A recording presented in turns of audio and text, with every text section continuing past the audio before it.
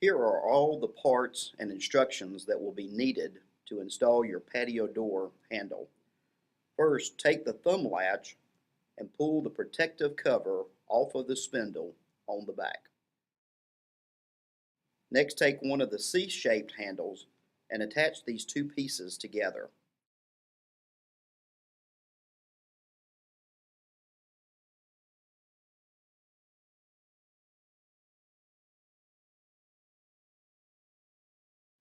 Continue the same process with the key lock and the C-shaped handle.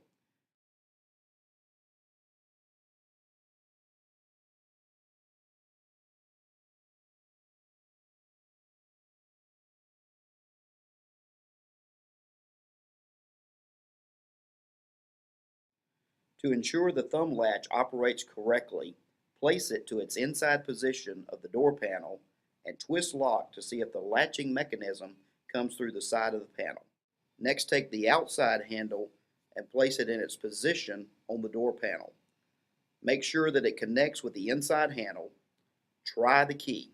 If the key won't come out, take the outside handle out of the door, turn it 90 degrees, put it back in at 90-degree position until it's connected to the inside handle. Now rotate the outside handle back to the vertical position and try the key again.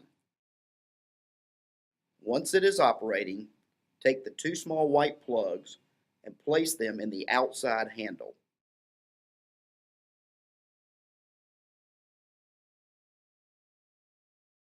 Next, take the two long screws and insert them into the two last holes on the inside handle, making sure that you are holding the corresponding white plug on the front handle. You have now completed the door handle assembly, but there is one last item to perform. Look directly across from the handle and you will see what is called the keeper. It's what the door lock latches onto for security. There are two screws in the keeper, but these are just for shipping purposes. Remove these screws and replace them with the two screws that are left. You have now completed the installation of the handle on your new patio door.